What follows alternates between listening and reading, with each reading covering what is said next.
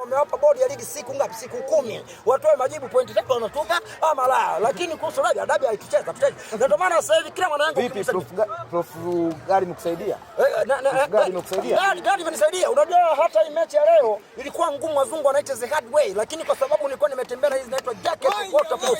Zilikuwa zinasaidia mtoto wa Mudi kila kiniloga. Na mimi na bumps narudi huko. Sasa ukitaka kujua matatizo ya watoto wa Mudi, angalana itolea povu mechi yetu mwisho wa siku na sababu kama na mechi saa moja. Sasa hivi Yanga tunaenda tunakunja 4 tu. Tunaenda kula kuku kwa mrija, soda kwa uma. Ushawahi kula starehe hiyo kaka? Huko nashuhudia mtoto wa Mudi akifa. Mtoto wa Mudi anamsubiri Almasi. Na mechi hiyo ikiisha, naomba Almasi watakapokuja from to Tanzania, yani waje na majezi tu. Mashabiki kama mashabiki tu, Almasi mashabiki si tu Dar es Salaam. Kwa hiyo tuambie kama Yanga mechi hii imeisha, na hisi kutoka Dar es Salaam uliona Kongo tumeleta gari za maana, mashabiki na wanachama wengi waliongozana na viongozi wengine, tumefika leo jana leo. Kwa hiyo tumemaliza mchezo wetu, kila mchezaji kafurahika kwa kila ambacho tulisema kwamba mechi ya no street not surrender, kwamba mechi ya kisasi tumekilipa. Kwa hiyo mechi hii imeisha, tunaangalia mechi ijayo. Ligi kuu Tanzania bara inazidi kutimua vumbi. Bado mimi nitaendelea kuwa bingwa mtetezi wa makombe yote mawili.